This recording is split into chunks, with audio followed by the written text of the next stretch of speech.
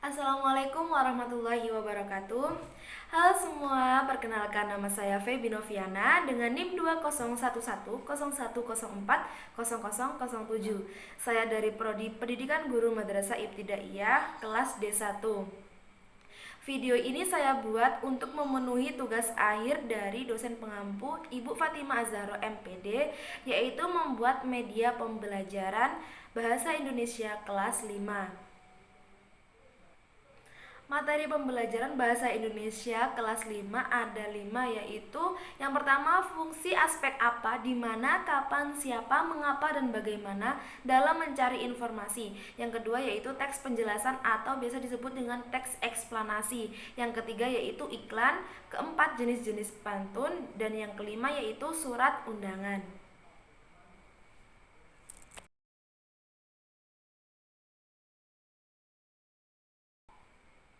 Yang pertama yaitu fungsi aspek apa, di mana, kapan, siapa, mengapa, dan bagaimana. Yang pertama yaitu apa. Aspek apa digunakan untuk menanyakan tentang peristiwa atau kejadian apa yang sedang terjadi. Yang kedua, di mana. Aspek di mana digunakan untuk menanyakan tempat kejadian peristiwa tersebut. Yang ketiga, kapan. Aspek kapan digunakan untuk menanyakan keterangan waktu terjadinya kejadian atau peristiwa tersebut. Yang keempat, siapa. Aspek siapa digunakan untuk menanyakan tentang seseorang yang terkait dalam kejadian atau peristiwa tersebut. Yang kelima, mengapa. Aspek mengapa digunakan untuk menanyakan kronologi terjadinya peristiwa itu atau sebab akibat terjadinya peristiwa tersebut. Dan yang terakhir yaitu bagaimana. Aspek bagaimana digunakan untuk menanyakan tentang asal mula terjadinya peristiwa atau bisa disebut dengan penceritaan kembali peristiwa tersebut secara singkat. Contoh yang pertama, di sebelah ada cover buku yang berjudul Top 10 Plus Jakarta. Perintahnya yaitu bacalah informasi dari buku berikut. Buku berjudul Top 10 Plus Jakarta membahas peninggalan sejarah yang ada di Indonesia. Salah satunya adalah Monumen Nasional atau biasa disebut dengan Monas. Buku ini berisi tentang pembahasan lengkap tentang Monas yang ada di Jakarta. Peninggalan sejarah dijelaskan dari awal dibangunnya hingga keadaan sekarang. Penjelasan dalam buku tersebut lengkap karena setiap ruang atau tempat yang ada di monumen tersebut diuraikan dan dilengkapi dengan foto-foto. Selain itu, dijelaskan juga arti atau makna dari setiap benda yang ada di dalam Monas tersebut. Namun, ukuran foto dalam buku ini kurang besar sehingga hal ini menjadi kekurangan dalam buku tersebut.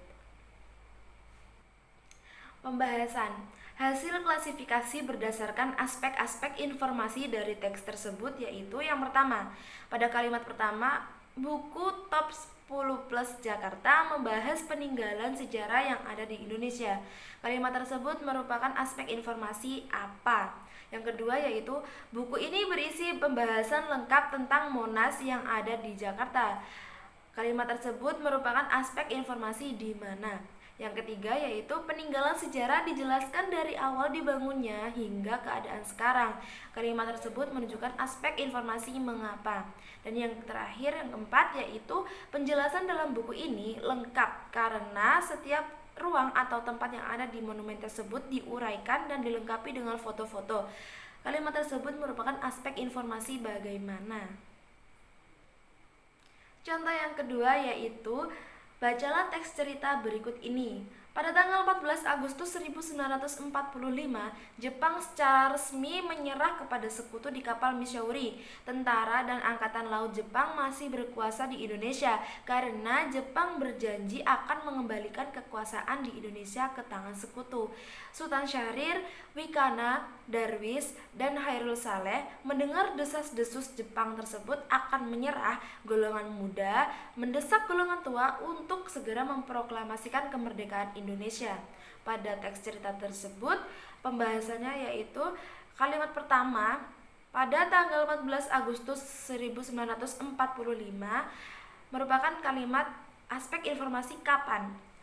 Pada kalimat kedua yaitu Sultan Syahrir, Wikana, Darwis, dan Hairul Saleh. Kalimat tersebut merupakan aspek informasi siapa. Dan yang ketiga yaitu golongan muda mendesak golongan tua untuk segera memproklamasikan kemerdekaan Indonesia, yaitu merupakan aspek informasi mengapa.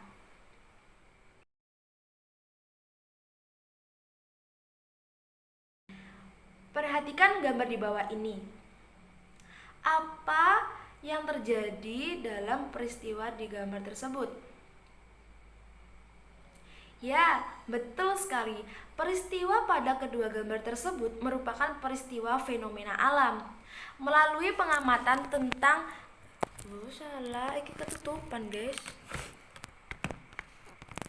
Lagi.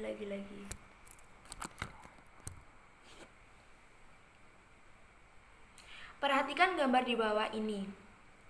Peristiwa apakah yang terjadi pada kedua gambar tersebut? Ya, betul sekali. Peristiwa pada kedua gambar tersebut merupakan peristiwa fenomena alam. Melalui pengamatan tentang peristiwa fenomena alam tersebut, kita dapat menuliskan dalam sebuah karangan atau sebuah teks, yaitu tentang teks eksplanasi. Kemudian pengertian dari teks eksplanasi. Teks eksplanasi yaitu teks yang berisi tentang penjelasan proses mengapa dan bagaimana terjadinya suatu peristiwa alam tersebut, seperti ilmu pengetahuan, sosial, budaya, dan lainnya. Teks eksplanasi juga memiliki ciri-ciri, yaitu yang pertama memiliki struktur yang terdiri dari pernyataan umum, deretan penjelas, dan kesimpulan. Yang kedua yaitu informasi berdasarkan fakta atau real yang bersifat ilmiah atau keilmuan, contohnya yaitu sains. Yang ketiga yaitu bersifat informatif. Kemudian bagaimana sih cara meringkas teks eksplanasi? Ada tips-tips untuk cara meringkas teks eksplanasi. Yang pertama yaitu membaca teks eksplanasi secara keseluruhan. Yang kedua, menentukan poin penting setiap paragraf. Yang ketiga yaitu menggabungkan poin-poin penting menjadi suatu paragraf. Kemudian yang terakhir yaitu memperbaiki paragraf tersebut sesuai kalimat yang efektif dan kosakata yang baku. Contoh teks eksplanasi pada pernyataan umum, yaitu teks eksplanasi yang berjudul Gerhana Bulan. Bisa dilihat di gambar di samping. Pernyataan umumnya yaitu gerhana bulan adalah salah satu fenomena alam yang sering kita jumpai. Peristiwa alam ini terjadi ketika bulan beroposisi dengan matahari. Tetapi oposisi bulan dengan matahari tidak selalu menghasilkan peristiwa gerhana bulan. Mengapa demikian? Karena hal ini disebabkan oleh kemiringan bidang orbit bulan terhadap bidang ekliptika. Akan saat ketika terjadi perpotongan antara bidang orbit bulan dengan bidang ekliptika yang kemudian akan menyebabkan munculnya dua titik yang juga dikenal dengan istilah nut. Pada titik nut ini terjadi gerhana bulan. Dibutuhkan sekitar 59,53 hari sampai bulan bergerak dari satu titik ke titik oposisi yang lainnya. Kemudian deretan penjelas. Faktanya, terkadang penampakan bulan masih dapat terlihat ketika terjadi gerhana bulan. Hal ini karena berbeloknya sinar matahari yang masih tersisa menuju arah bulan yang disebabkan oleh atmosfer bumi. Sinar matahari yang dibelokkan tersebut memiliki spektrum cahaya kemerahan. Inilah alasan mengapa saat peristiwa gerhana bulan, tampilan bulan akan terlihat lebih gelap, yang biasanya berwarna merah gelap, jingga, atau bahkan coklat. Kita dapat mengamati gerhana bulan dengan mata telanjang tanpa adanya bahaya sedikit pun. Kemudian kesimpulan, ketika bayangan bumi menutupi sebagai atau seluruh penampang bulan, maka pada saat itulah akan terjadi gerhana bulan, terutama ketika bumi menempati posisi di antara matahari dan bulan yang berada pada satu garis lurus yang sama. Hal ini membuat sinar matahari tidak dapat mencapai bulan karena dihalangi oleh posisi bumi pada saat itu.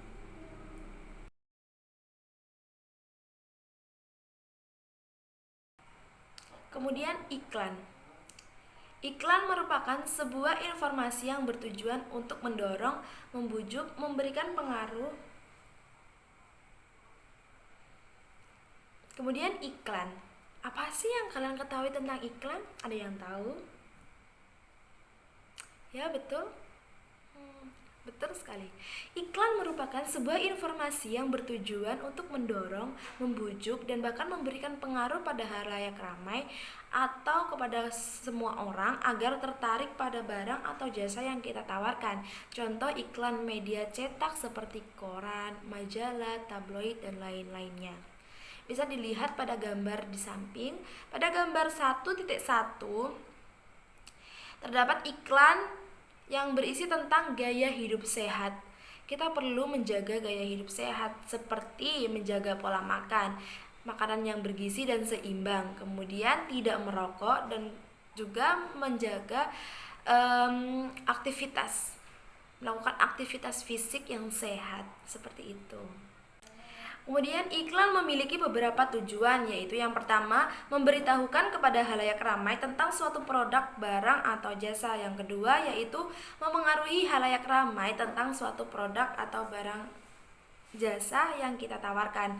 Yang ketiga, yaitu menyarankan kepada seseorang untuk membeli atau bahkan menggunakan suatu produk atau jasa yang kita iklankan.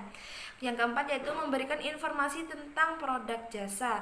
Yang kelima, yaitu menarik halayak ramai.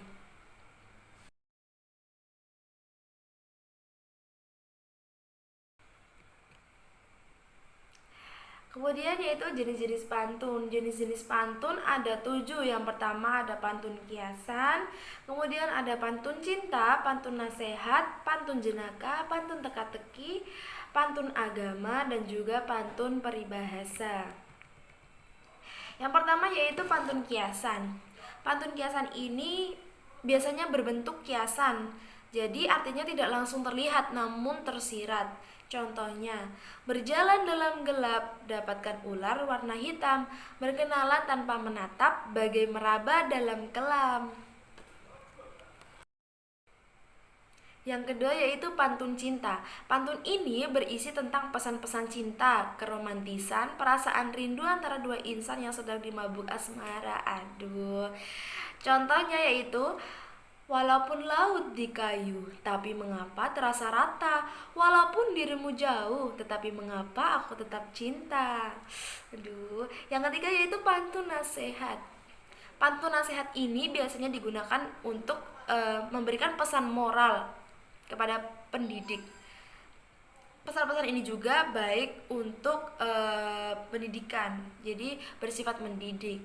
Contohnya yaitu, jalan-jalan ke kota Bandung, jangan lupa mengisi saku. Kalau kamu sedang bingung, jangan lupa membaca buku.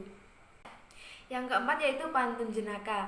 Pantun jenaka ini biasanya digunakan untuk menghibur. Kadang pantun ini juga digunakan untuk saling menyindir, namun dalam suasana hangat dan akrab. Jadi tidak boleh dibuat mainannya teman-teman. Nanti pantun jenaka dibuat untuk menyindir-nyindir sama temennya, nggak boleh jadinya. Contoh pantun jenaka. Ada kera mirip buaya, keduanya naik pedati, dikira Luna Maya, ternyata yang dilirik Empok Ati. Lucu ya pantunnya. Yang kelima yaitu pantun teka-teki. Pantun yang satu ini bisa menghangatkan pendengarnya karena mengajak untuk berpikir. Contohnya, kalau Tuan sekuat halilintar, pakai baju begitu gaya. Kalau Tuan memang pintar, hewan apa yang sangat kaya? Ayo tebak, hewan apa yang sangat kaya? Kemudian yang keenam, pantun agama. Pantun ini mengingatkan pada tuntunan agama, hubungan manusia dengan Sang Pencipta, dan nilai-nilai religi yang kuat. Contohnya, ketika peniti patah, jangan gantikan dengan busa. Ketika hati melemah, jangan lupakan Yang Maha Esa. Yang ketujuh yaitu pantun peribahasa.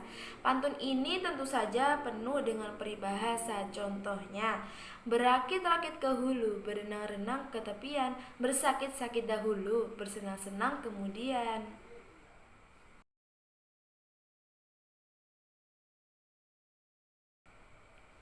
Kemudian surat undangan.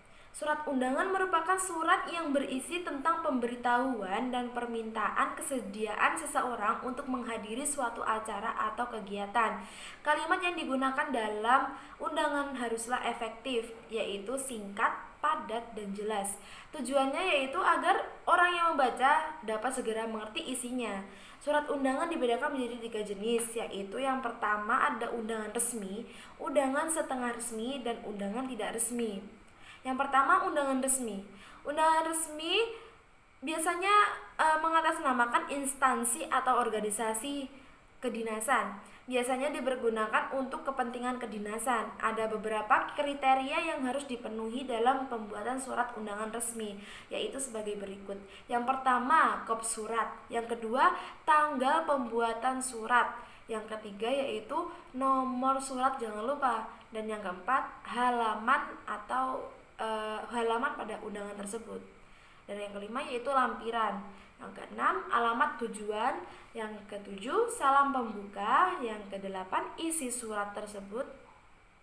Dan yang kesembilan, salam penutup. Kesepuluh, pengirim. Kesebelas, tembusan. Dan yang kedua-belas, inisial. Kemudian yang kedua yaitu undangan setengah resmi. Ada gambar pada gambar 1.2. Ini contoh undangan setengah resmi. Undangan ini biasanya mengatasnamakan perorangan yang ditujukan kepada perorangan maupun instansi atau organisasi. Dan yang ketiga, yang terakhir yaitu undangan tidak resmi. Bisa dilihat contohnya pada gambar 1.2, undangan ulang tahun.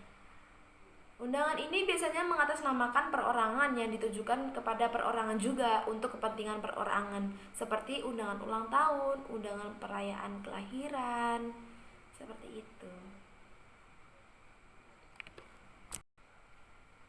Baik, sekian dari penjelasan saya dari materi-materi tersebut. Mohon maaf bila mana terdapat kekurangan. Wassalamualaikum warahmatullahi wabarakatuh.